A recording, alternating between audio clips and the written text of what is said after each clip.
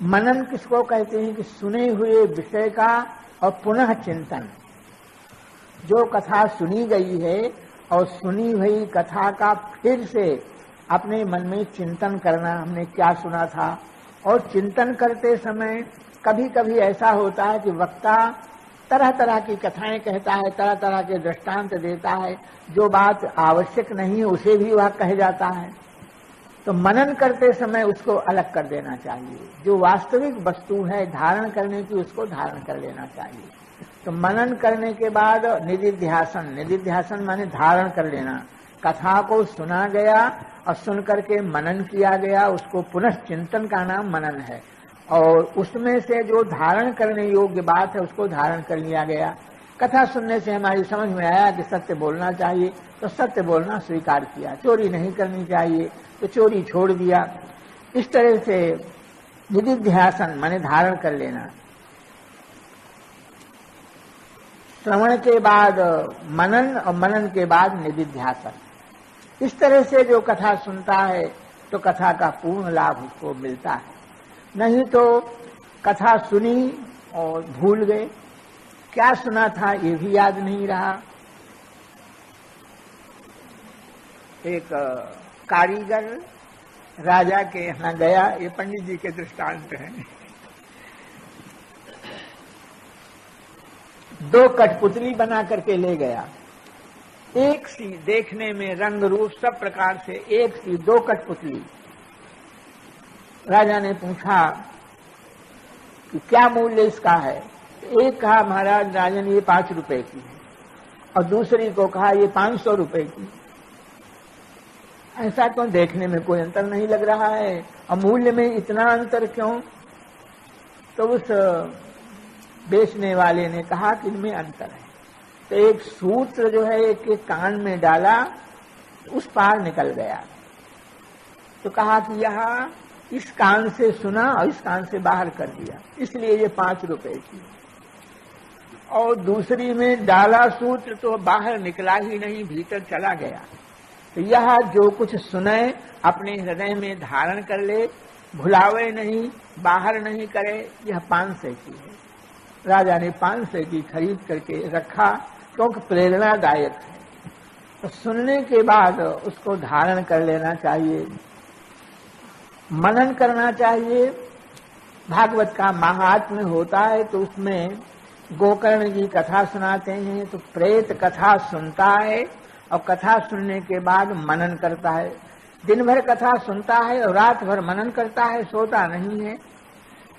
कथा के बाद विमान प्रेत के लिए आया।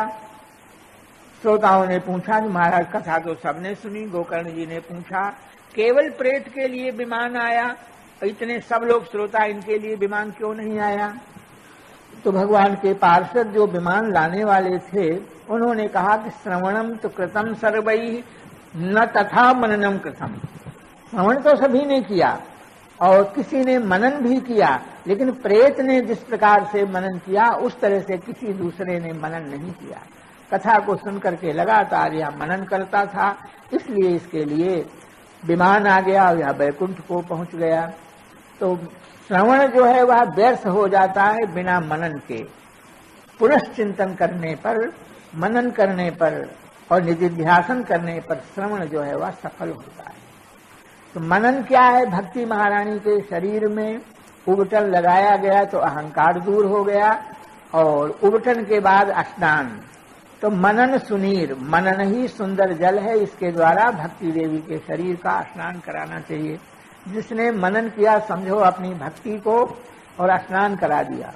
और इसके बाद स्नान के बाद मोटे तौलिए से घिस करके शरीर को पोंछा जाता है। पोंछने में कदाचित रोए जो होते हैं उनके कूप में कोई मैल का कण अगर जमा रहता है तो रगड़ करके पोंछने से वह दूर हो जाता है। यह पोंछना क्या है, मनन के पश्चात दया हृदय में धारण करना।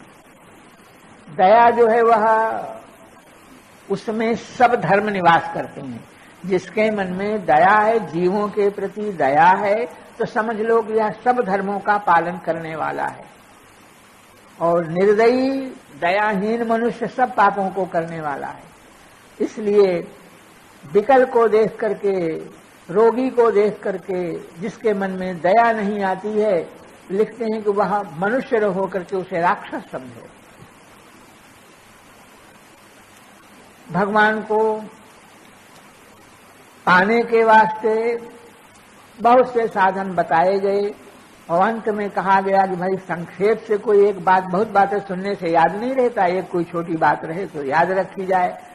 तो कहा कि दया सर्वभूतेषु, ईश्वर की प्राप्ति कैसे होती है?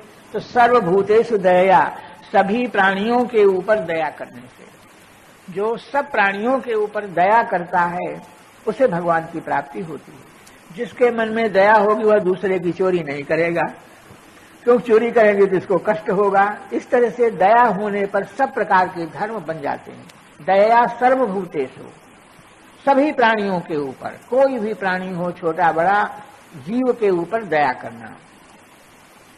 और संतुष्ट्यायेन केनचित्, जो कुछ अपने को भगवान ने दिया, जैसा शरीर दिया, जैसा घर दिया, जैसा परिवार दिया, जैसा धन दिया, भगवान को धन्यवाद देकर के उसमें संतुष्ट रहना।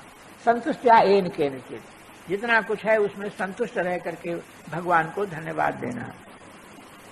और जो कुछ अपने को प्राप्त हो गया, मिल गया, अपने पास आया, वह भगवान को अर्पण करने से। भगवान को कुछ मिल जाए, कुछ आ जाए, खाने लग जाए, तो वह सब भगवान को अर्पण कर दें। एक यह स्वभाव और एक दया करने का स्वभाव, इससे भगवान प्रसन्न हो जाते हैं। इसलिए दया को क्या है, दया क्या है? तो तौलिया से, साफी से शरीर को रगड़ करके पोंछने का नाम दया है। मनन सुनीर अनहवाय अंगुछाय दया, शरीर को पोंछ करके स्वच्छ कर दिया गया। अब इसके बाद वस्त्र, कपड़ा पहनने की आवश्यकता होती है, कपड़ा पहना जाता है। तो भक्ति देवी के शरीर में वस्त्र क्या है? तो नम्रता वस्त्र है। नवन बसनपन शोधो लय लगाइए। अगर कोई भक्त तो भगवान का बनता है, लेकिन उसमें नम्रता नहीं है, कठोर स्वभाव है, उजड्ड है, दूसरे का अपमान कर देता है, और फिर भले वह भजन करता है लेकिन वह भक्त नहीं है। नम्रता वसन है। भगवान के सामने, दुष्टों के सामने, धनीमानियों के सामने उनसे कुछ अपना काम बनाने के लिए नम्रता नहीं। भगवान के सामने नम्रता, भक्तों के सामने नम्रता, मन में अपने नम्रता को धारण करना। नम्रता वस्त्र को कहा गया। तो वस्त्र जो होता है अत्यंत स्वयं नम्र होता है। पहनने वाला उसको तोड़ मरोड़ करके चाहिए जैसे पहने। वस्त्र जो है इनकार नहीं करता है, उसको वस्त्र पहन लिया जाता है। बिना वस्त्र के शरीर, भक्ति महारानी के श्रृंगार का वर्णन है, और भक्ति महारानी को वस्त्र की आवश्यकता है। बिना वस्त्र के चाहे जितने आभूषण पहना दिए जाएं, चाहे जितना सब कुछ कर दिया जाए, लेकिन अगर वस्त्र नहीं है तो नग्न शरीर देखने के योग्य नहीं होगा, कुरूप लगेगा, अच्छा नहीं लगेगा। इसलिए भक्ति महारानी के शरीर पर नम्रता रूपी वस्त्र जो है वह धारण कराना चाहिए। हनुमान जी लंका में पहुंचे, रामचंद्रिका में लिखा हुआ है कि रावण ने पूछा कौन है तू? तो हनुमान जी ने कहा कि मैं भगवान का दूत हूं। यहां कैसे आ गया? बोले सीता के चोर को देखने के लिए आया हूं। तो पकड़ा कैसे गया? राम का दूत होकर के पकड़ा। तो हनुमान जी ने कहा कि सीता जी को ढूंढते समय मैंने रात में तुम्हारे सब नगर, सब जितना तुम्हारा मंदिर है, उस हर मंदिर में, हर गांव में, सब जगह गया, तो तुम्हारी बहुत सी राक्षसियां जो थीं उनको मैंने नग्न देखा। मदिरा पान किए हुए हैं, नग्न पड़ी हुई हैं, कोई बेहोश पड़ी भई हैं। तो इन आंखों से मैंने नग्न स्त्रियों को देखा, इसलिए बंधन में आ गए। तात्पर्य हुआ कि नग्न नहीं देखना चाहिए, वस्त्र की आवश्यकता है, और वस्त्र जो है वह नम्रता है। वस्त्र के पश्चात जिसका श्रृंगार किया जा रहा है उसे वस्त्र पहना दिया गया, और इसके बाद शरीर में सुगंध। सुगंध लगानी चाहिए। सुगंध इतर सेंट जो कुछ हो, सुगंध क्या है? पन माने होता है प्रतिज्ञा। नवन बसन पन सौंधो लय लगाइए। प्रतिज्ञा पूर्वक भजन का नाम सुगंध ही है। जो प्रतिज्ञा पूर्वक भजन करता है तो समझ लो अपने भक्ति के शरीर में उसने इतर लगा दिया।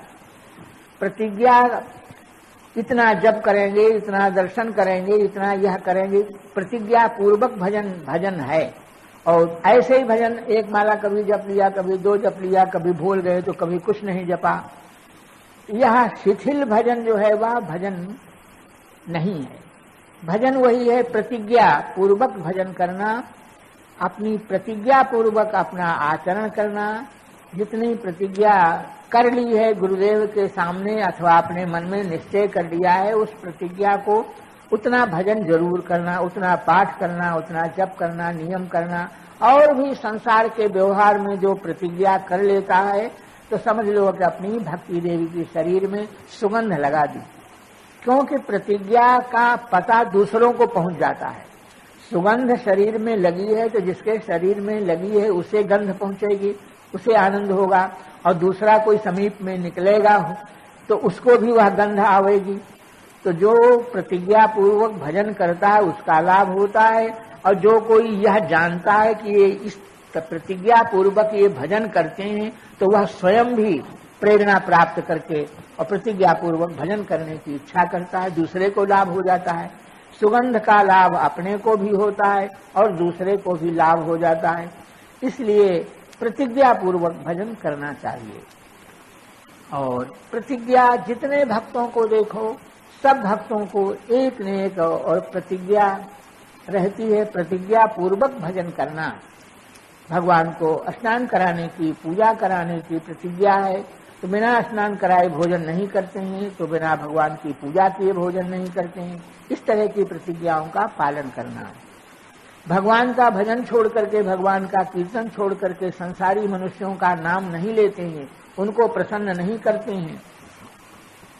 एक श्रीपति नाम करके कवि थे और अकबर बादशाह के दरबार में रहते थे, भगवान के भक्त थे। अकबर का स्वभाव था कि रत्नों को, अच्छे अच्छे भले लोगों का संग्रह करता था। तो सब कवियों ने एकत्र होकर के कहा कि यह श्रीपति जो है कभी बादशाह अकबर की बड़ाई नहीं करता है और इनाम आगे इसको मिल जाता है।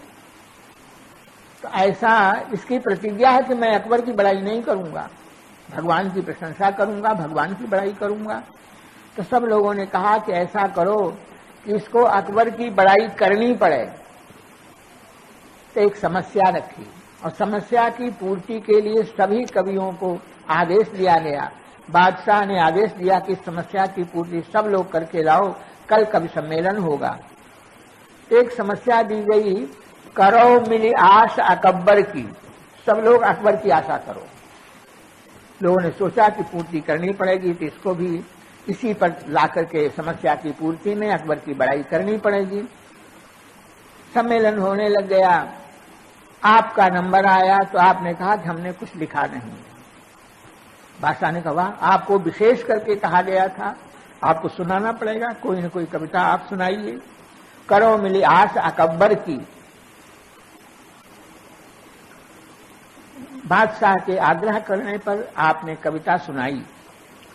आपने कहा कि अब के सुल्तान, आजकल के बादशाह लोग जो होते हैं फुनियान समान, जिस तरह आग जलती है तो छोटी छोटी चिंगारियां उड़ती हैं और नष्ट हो जाती हैं, तो आजकल के बादशाह उनके समान हैं, थोड़े दिन के लिए भये और नष्ट हो गए।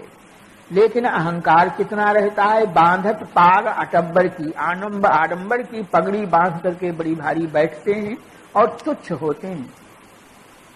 और श्रीपति शरणागत श्रीपति, श्रीपति की, मैं श्रीपति कवि श्रीपति भगवान लक्ष्मीपति की शरण में हूं।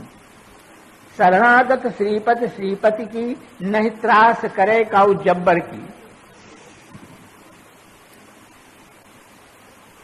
किसी का हमको डर नहीं है कि बादशाह फांसी दे देगा। अंत में उन्होंने कहा कि जिनको हरि की कछु आस नहीं, सो करो मिली आस अकबर की। भगवान की जिनको आशा नहीं है तो अकबर की आशा करें, अकबर जीविका देगा, खाने को देगा, अन्न देगा, धन देगा। भगवान की जिसको आशा नहीं है वह अकबर की आशा करे, और जिसे भगवान की आशा हो अकबर की आशा क्यों करे। आज भी प्रथम पुरस्कार श्रीपति को मिला। प्रतिज्ञा थी कि संसारी लोगों का, कविता करते हैं संसारी लोगों का गुण नहीं गाएंगे। इस तरह प्रतिज्ञा पूर्वक जो भगवान का भजन है वह सुगंधी के समान है। चारों तरफ सुगंधी पन शोधोले लगाइए।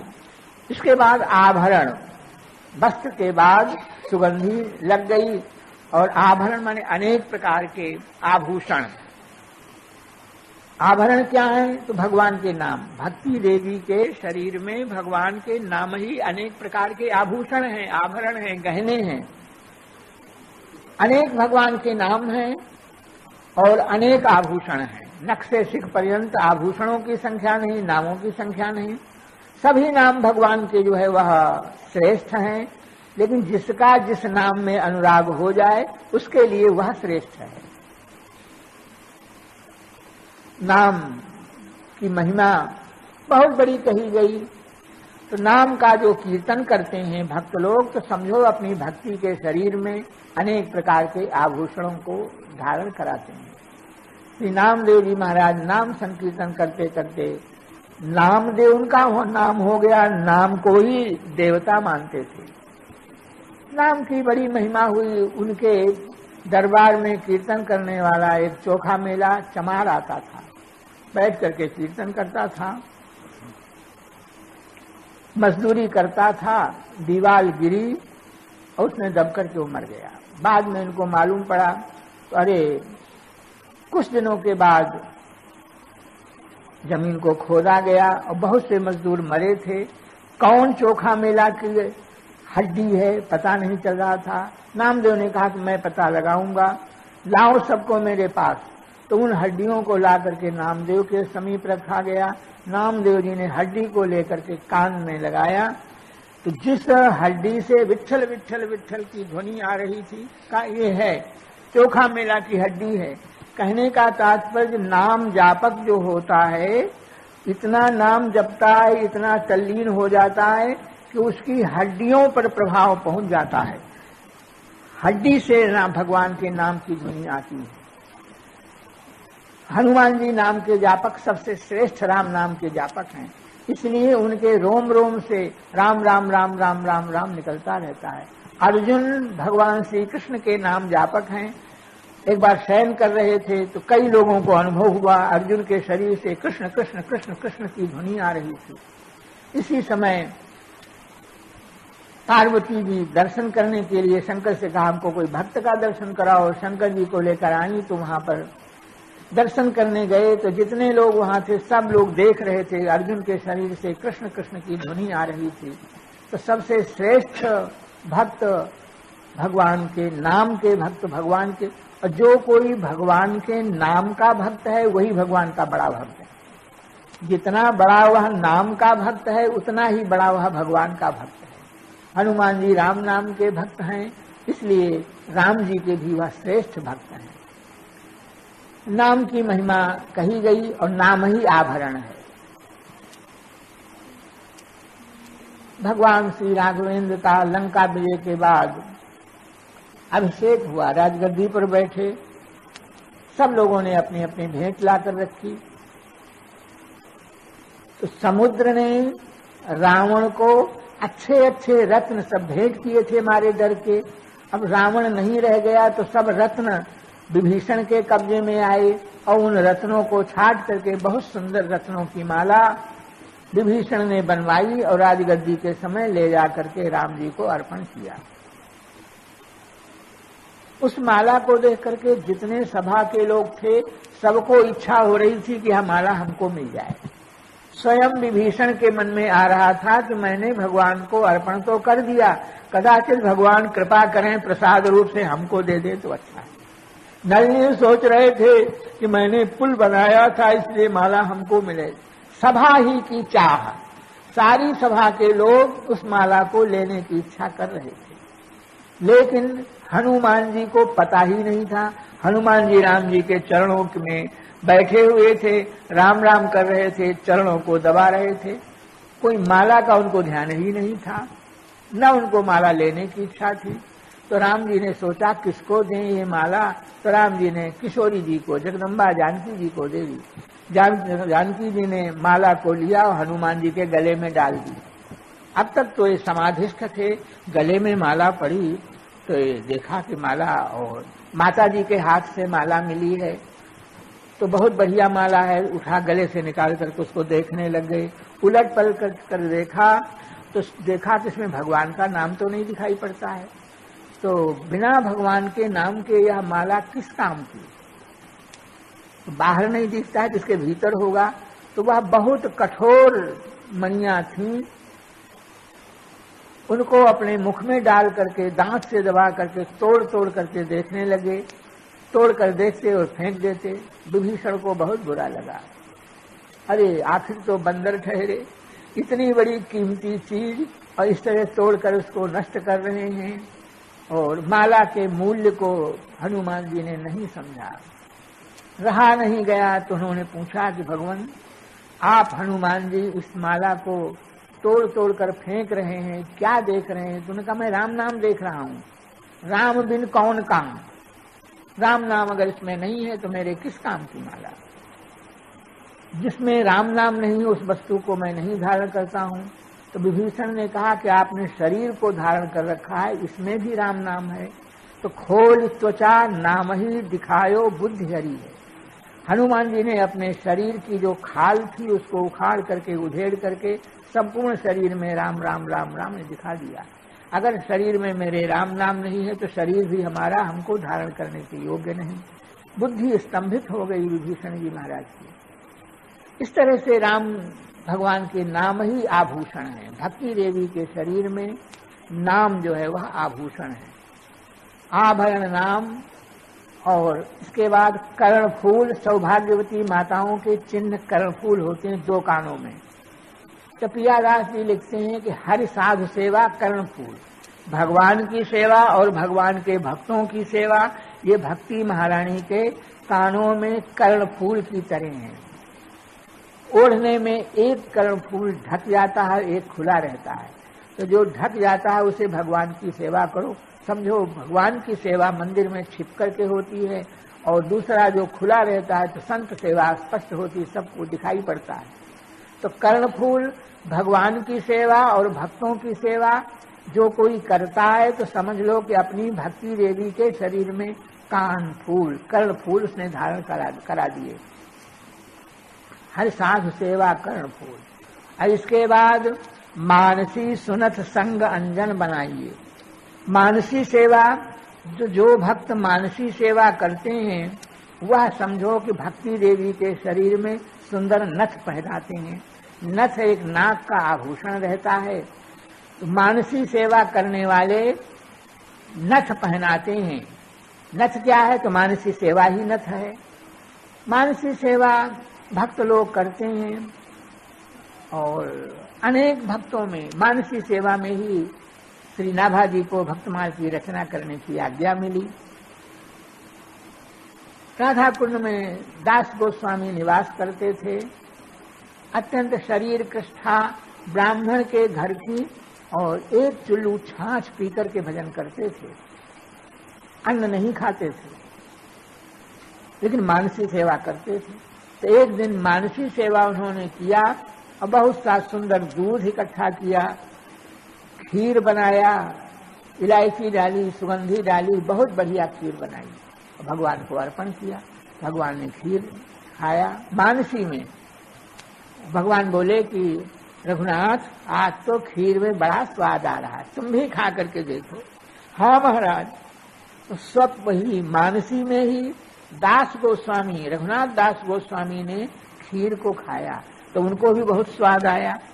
तो मारे स्वाद के कुछ ज्यादा स्वादिष्ट वस्तु होने से अधिक खा लिया जाता है।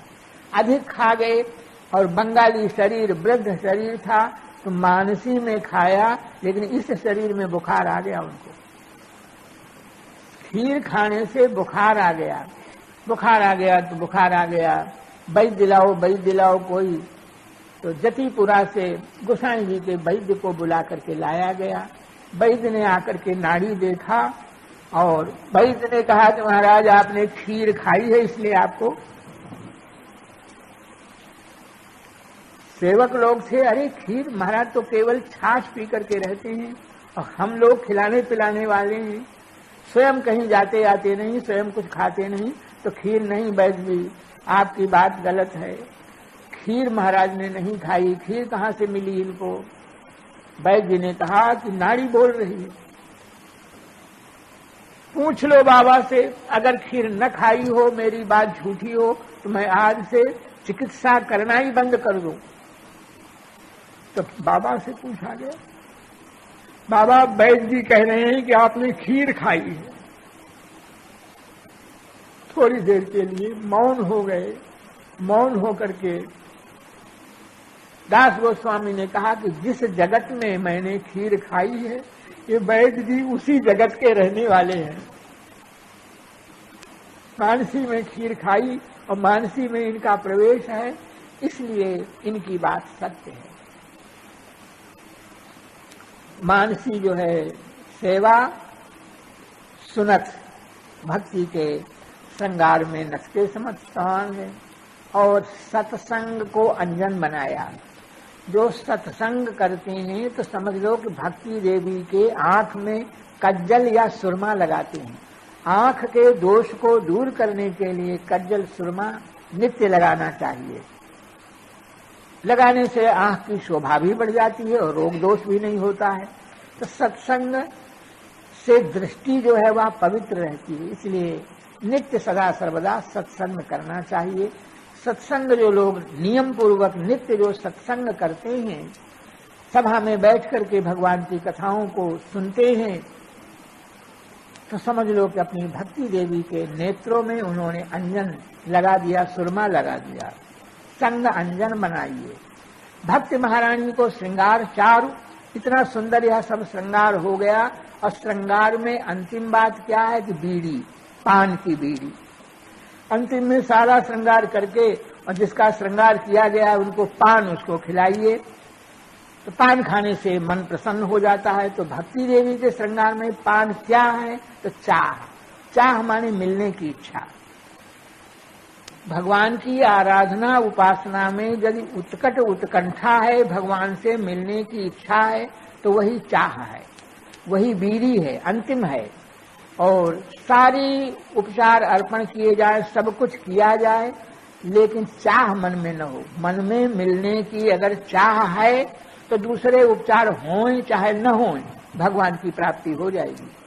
उत्कट उत्कंठा से प्रभु की प्राप्ति हो जाती है। और उत्कट उत्कंठा नहीं है तो चाहे जितना भोग लगाओ, चाहे जितनी पूजा करो, भगवान की प्राप्ति जल्दी नहीं होगी। तो यह चाह जो है वह अंतिम है। भगवान से मिलने की चाह हृदय में होनी चाहिए। चाह जब मन में होती है, मधु गोस्वामी बंगाल में रहते, चैतन्य महाप्रभु के पार्षद थे, तो भगवान के दर्शनों की इच्छा हुई। महाप्रभु ने कहा कि वृंदावन में चले जाओ, यहाँ आकर के दर्शन करने की इच्छा। पूछते तो लोग मंदिरों का नाम बताते, मंदिर में जाते तो श्री विग्रह प्रतिमा का दर्शन होता, लेकिन ये ऐसे ठाकुर का दर्शन करना चाहते जो ठाकुर हमसे बातचीत करे, बोले, मिले, तब संतोष हो। मंदिर में विराजमान प्रतिमाओं का दर्शन करके मधु गोस्वामी को संतोष नहीं हुआ और विरह की वेदना इतनी बढ़ने लग गई, भोजन पान छूट गया, नींद नहीं आती थी, रोते ही रहते थे और शरीर जो है वह छूटने के योग्य हो गया। आत्महत्या करना पाप है। आत्महत्या या किसी समस्या का समाधान नहीं है, तो आत्महत्या करना ठीक नहीं। और जीवित रहा नहीं जा रहा है, क्या करें क्या करें। तो जमुना के किनारे गए तो जमुना में बाढ़ आई हुई थी और कगार कट-कट करके जमुना में गिर रहे थे। एक कगार फट गई थी तो वहीं जाकर बैठ गए। जमुना जी की तरफ पीठ करके इधर को देखने लग गए। मन में था कि आत्महत्या तो करेंगे नहीं, कगार गिरेगी, जमुना की गोद में अपने आप चले जाएंगे, क्या करें, विरह की वेदना सहन नहीं हो रही है, इसलिए कगार पर बैठ गए। इतनी बड़ी चाह हुई मन में, भगवान से मिलने की इच्छा हुई। उस समय मधु हंस कंठ लगाए। ठाकुर जी हंस करके आए और मधु गोस्वामी को अपने गले से लगा लिया। उत्कट चाह होने से, अभिलाषा होने से भगवान श्री कृष्ण प्रकट हो गए, गले से लगाया और चरणों में प्रणाम किया। भगवान ने कहा और तुम्हारी कोई इच्छा हो तो बताओ। महाराज, आपको प्राप्त करने के बाद दूसरी इच्छा कोई नहीं रह गई, नहीं कुछ मन में हो तो अब अगर प्रार्थना हमारी माने तो जिस तरह से आप हमको दर्शन दे रहे हैं, इसी विग्रह से विराजमान होकर दूसरों को दर्शन दो। भक्त केवल अपना स्वार्थ नहीं चाहता, जिस तरह से हमको दर्शन हो रहा है उस तरह से दूसरे लोगों को, दूसरे भक्तों को भी आप दर्शन दीजिए। भगवान ने कहा ठीक है, मैं दूसरों को दर्शन दूंगा। तो वे भगवान जो आकर के मिले थे वह श्री विग्रह के रूप में हो गए। वही भगवान ज्यों के त्यों पाषाण विग्रह हो गए और आजकल वो भगवान जयपुर में विराजमान। यहाँ वृंदावन में थे और वृंदावन से जयपुर पहुंच गए। तीसरे श्री विग्रह हैं, तीजे गोपीनाथ मधुहस कंठ लगाए। इस तरह से चाह होने के